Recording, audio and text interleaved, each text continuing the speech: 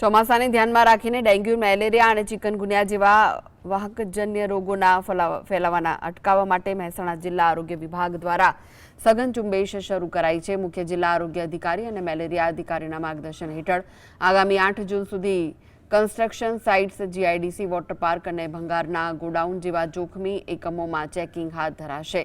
તપાસ દરમિયાન મચ્છરના પોરા મળે નોટિસ સાથે કડક દંડની કાર્યવાહી કરવામાં આવશે। વર્ષ 2025માં 2975 એકમોને નોટિસ આપી 2.41 લાખથી વધુ દંડ વસૂલાયો હતો। આરોગ્ય વિભાગે નાગરિકોને પણ પાણી જમાવવા ન દેવા અપીલ કરી છે। આગળ જતા પોરા અથવા મચ્છર ઉત્પત્તિના સ્થળો વિકસી શકે છે। આવી જગ્યા શોધી કાઢીને એનો પહેલેથી નાશ થાય એના માટેના અમે સઘન ઝુંબેશ ચાલુ કરી છે।